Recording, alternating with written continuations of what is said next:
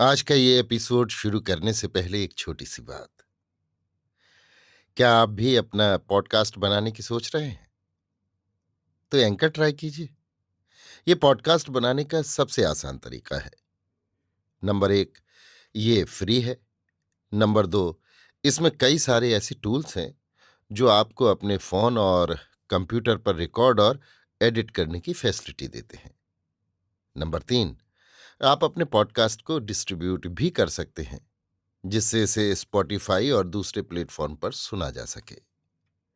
तो डाउनलोड कीजिए free anchor app या विजिट कीजिए anchor.fm पर अपना पॉडकास्ट स्टार्ट करने के लिए।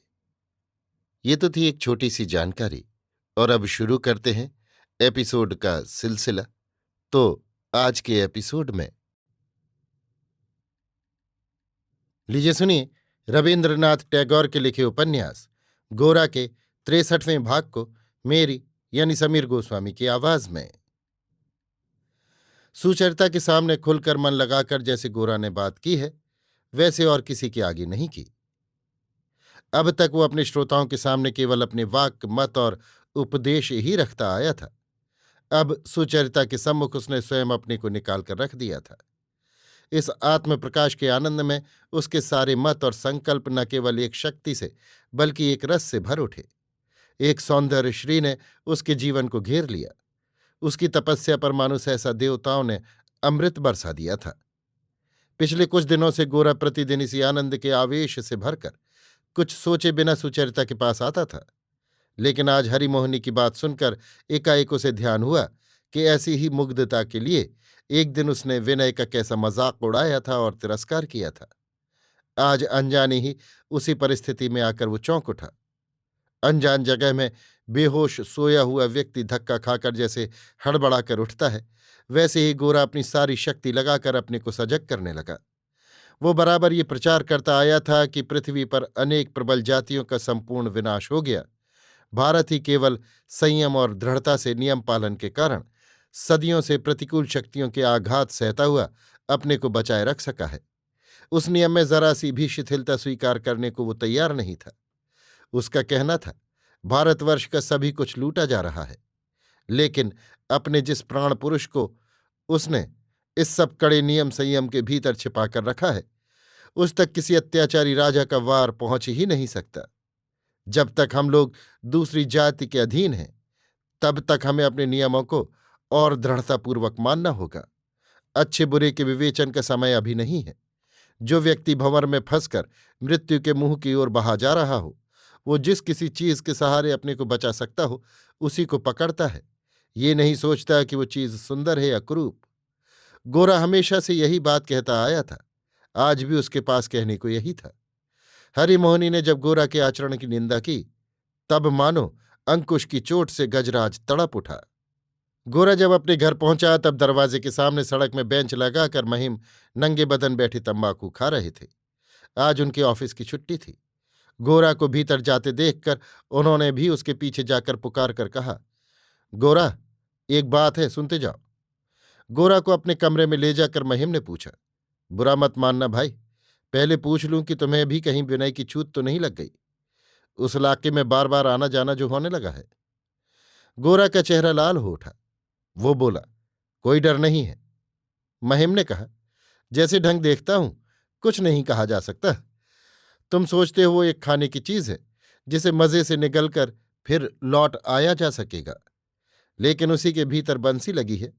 ये अपने दोस्त की हालत देखकर ही समझ सकते हो। अरे चले कहाँ, असल बात तो अभी मैंने की ही नहीं। उधर ब्राह्मण लड़की के साथ विनय का ब्याह तो सुनता हूं बिल्कुल पक्का हो गया है, लेकिन उसके बाद उनके साथ हमारा किसी तरह का व्यवहार नहीं चल सकता, ये मैं तुम्हें पहले से ही कहे रखता हूं। गोरा ने कहा, वो तो नहीं ही चल सकता। महिम ने कहा, लेकिन मां अगर गोलमाल करेंगी तो मुश्किल होगी। हम लोग गृहस्थ हैं, यूं ही बेटे बेटियों के ब्याह में जान मुंह को आ जाती है। उसके ऊपर अगर घर में ही ब्राह्मण समाज बैठ जाएगा, तब तो मुझे यहां से बोरिया बिस्तर उठा लेना पड़ेगा। गोरा ने कहा, नहीं, वो सब कुछ नहीं होगा। महिम ने कहा, शशि के विवाह का प्रस्ताव तय हो चला है। हमारे समधी जितने वजन की लड़की लेंगे, उससे कुछ अधिक सोना लिए बिना नहीं छोड़ेंगे, क्योंकि वो जानते हैं कि मनुष्य तो नश्वर पदार्थ है, सोना उससे अधिक दिन टिकता है। दवा की अपेक्षा अनपान की तरफ ही उनका ध्यान अधिक है। उसे समधी कहना तो उसकी हेठ ही करना है। वो तो एकदम बेहया है। खैर, खर्च तो बहुत होगा, लेकिन उससे जो सीख पाई है वो लड़के के ब्याह के समय काम आएगी। मेरा तो मन होता है एक बार फिर इस जमाने में जन्म लेकर बाबा को बीच में रखकर अपना ब्याह बाकायदा तय करूं। अपने पुरुष जन्म को एकदम 16 आने सार्थक करके दिखाऊं। यही तो पौरुष है। लड़की के बाप को एक बार की चित्त कर देना क्या मामूली बात है? तुमने जो कहा, तुम्हारे साथ मिलकर दिन रात हिंदू समाज की जयध्वनि करने लायक जोश किसी तरह नहीं जुट पाता। भाई, गले से आवाज ही नहीं निकलती। मेरी 3 कौड़ी की उम्र होने में कुल 14 महीने हैं।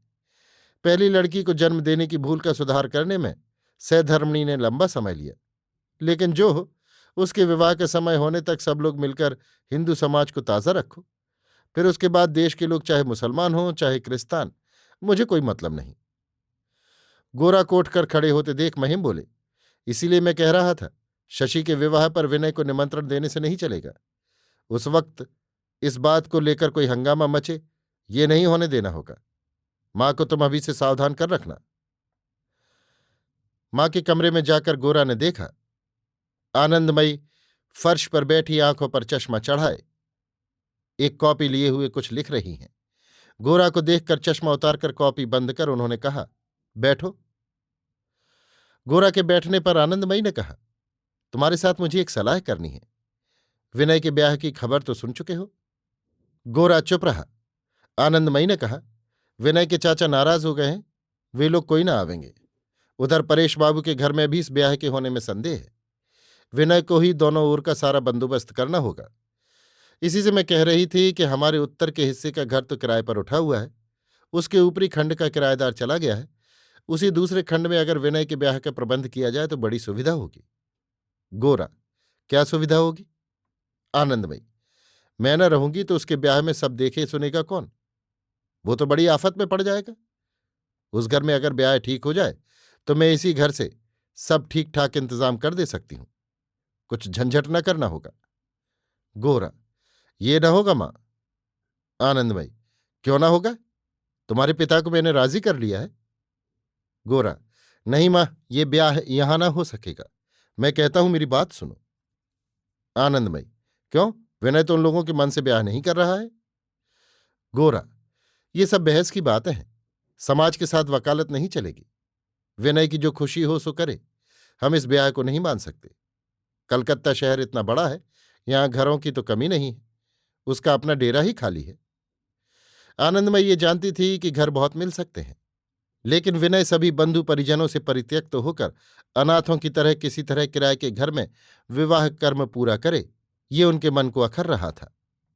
इसी कारण उन्होंने अपने घर के उस जुदे हिस्से में जो किराए पर उठाया जाता है, विनय का ब्याह करने का विचार मन में पक्का कर लिया था। इससे ये होगा कि समाज के साथ कोई झगड़ा न खड़ा करके वो अपने ही घर में इस शुभ कार्य का अनुष्ठान करके संतुष्ट हो सकेंगी।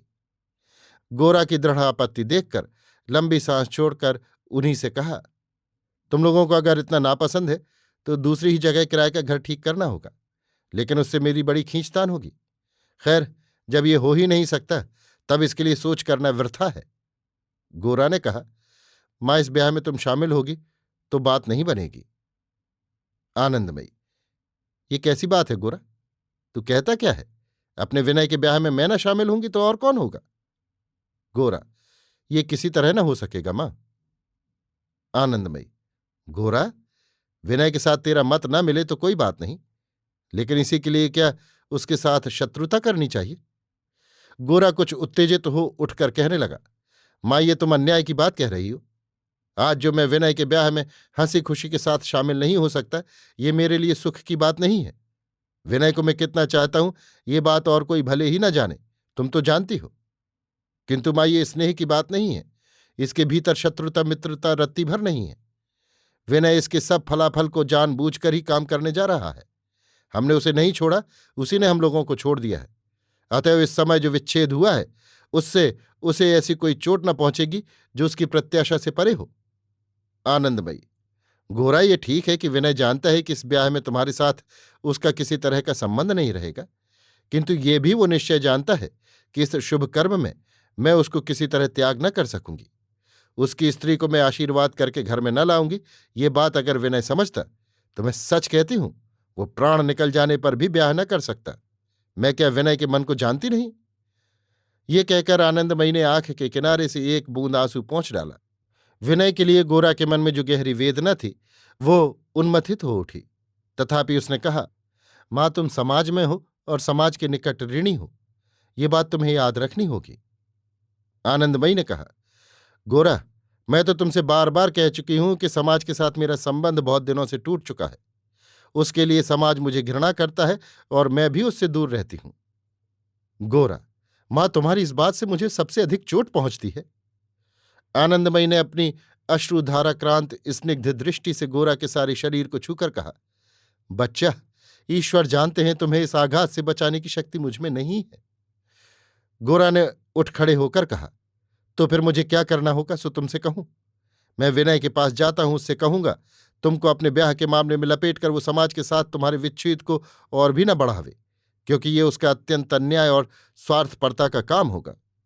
आनंदमयी ने हंसकर कहा, अच्छा, तू जो कर सके वो कर, उससे जाकर कह, उसके बाद मैं देख लूंगी।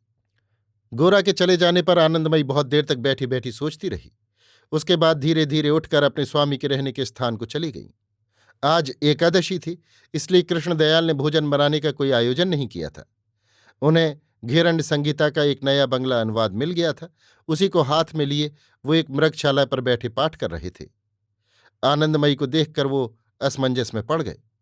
आनंदमयी उनसे काफी दूरी रखती हुई कमरे की देहरी पर ही बैठ गईं और बोली, देखो, बड़ा अन्याय हो रहा है। कृष्णदयाल सांसारिक न्याय अन्याय के बाहर पहुंच चुके थे, इसीलिए लापरवाही के साथ पूछा, क्या अन्याय? आनंदमयी, गोरा को अब एक दिन भी बहलाकर रखना उचित न होगा। धीरे धीरे बात बहुत बढ़ती जाती है। गोरा ने जिस दिन प्रायश्चित का प्रसंग उठाया था उसी दिन कृष्णदयाल के मन में ये बात आई थी। उसके बाद योग साधना की विविध प्रक्रियाओं में उलझ पड़ने से उन्हें इस बात पर विचार करने का अवकाश नहीं मिला। आनंदमयी ने कहा, शशिमुखी के ब्याह की बातचीत हो रही है, जान पड़ता है इस फागुन के महीने में होगा। अब तक घर में जितनी दफे कुछ सामाजिक कामकाज हुआ है, मैं किसी न किसी बहाने से गोरा को लेकर और जगह चली गई हूं। वैसा बड़ा कोई कामकाज भी तो इस बीच में नहीं हुआ। लेकिन अब की शशि के ब्याह में उसके लिए क्या प्रबंध करोगे? अन्याय रोज ही बढ़ता जा रहा है। मैं भगवान के आगे दोनों बेला हाथ जोड़कर क्षमा प्रार्थना करती हूं। वो जो दंड देना चाहें सो मुझी को दे, किंतु मुझे डर लगता है कि अब गोरा को रोका ना जा सकेगा। उसे लेकर जरूर मुश्किल होगी। अब मुझे आज्ञा दो, मेरे भाग्य में जो बदा होगा सो होगा। मैं उससे सब हाल खुलासा करके कह दूं। कृष्णदयाल की तपस्या भंग करने के लिए इंद्रदेव ने ये क्या विघ्न भेजा। इधर उनकी तपस्या भी घोरतर हो उठी थी। सांस रोकने में वो असंभव को संभव कर रहे थे। भोजन की मात्रा उन्होंने इतनी कम कर दी थी कि पेट को पीठ से मिला देने का उनका हठ पूरा होने में अधिक देर न थी। ऐसे समय ये क्या उत्पात हुआ? कृष्णदयाल ने कहा, तुम क्या पागल हो गई हो? ये बात आज जाहिर होने से मुझे कठिन जवाबदेही का सामना करना पड़ेगा। पेंशन तो बंद हो ही जाएगी, शायद पुलिस भी आफत मचावे। जो हो गया सो हो गया। जहां तक जितना संभाल कर चल सको वहां तक संभालो। अगर ना संभाल सको तो उसमें भी विशेष दोष न होगा। कृष्णदयाल ने ठीक कर रखा था कि उनकी मृत्यु के बाद जो होना हो सो हो। वो तो फिर स्वतंत्र हो जाएंगे। मरने के बाद वो न जान सकेंगे कि और पर क्या गुजरी। फिर उन्हें उन सब बातों पर दृष्टि करने की या घबराने की कुछ दरकार न होगी। क्या करना चाहिए ये कुछ भी निश्चित न कर सकने के कारण उदास मुंह लिए आनंदमयी उठकर चली आई। क्षण भर खड़ी रहकर बोली, तुम्हारा शरीर कैसा हुआ जा रहा है, नहीं देखते? आनंदमयी की इस मूर्खता पर कृष्णदयाल जोर से हंसे और बोले, शरीर? इस विषय की चर्चा किसी संतोषजनक परिणाम तक नहीं पहुंची और कृष्णदयाल ने फिर घेरंड संहिता में मन लगाया। उधर बाहर के कमरे में उनके सन्यासी के साथ बैठे महिम ऊंचे स्वर से परमार्थ तत्व की चर्चा में लगे हुए थे। गृहस्थ को मुक्ति मिल सकती है या नहीं, अत्यंत विनीत व्याकुल स्वर से ये प्रश्न पूछकर वो हाथ जोड़कर ऐसे एकांत आग्रह और भक्ति से इसका उत्तर सुनने बैठे थे मानो मुक्ति पाने के लिए उन्होंने अपना सब कुछ दांव पर लगा दिया हो। गृहस्थ से मुक्ति नहीं मिल सकती, किंतु स्वर्ग मिल सकता है। सन्यासी यही समझाकर महिम को किसी तरह शांत करने की चेष्टा कर रहे थे, लेकिन महिम की तसल्ली ही न होती थी। उन्हें मुक्ति चाहिए ही चाहिए। स्वर्ग से उन्हें कोई प्रयोजन नहीं है। किसी तरह कन्या का विवाह हो जाते ही वो सन्यासी की पद सेवा करते हुए मुक्ति की साधना में जुट जाएंगे। इससे उन्हें कोई रोक नहीं सकेगा। किंतु कन्या का विवाह तो ऐसा आसान मामला नहीं है। हाँ, बाबा की दया हो जाए तो शायद बेड़ा पार हो सके। अभी आप सुन रहे थे रविन्द्रनाथ टैगोर के लिखे उपन्यास गोरा के 63वें भाग को मेरी यानी समीर गोस्वामी की आवाज में।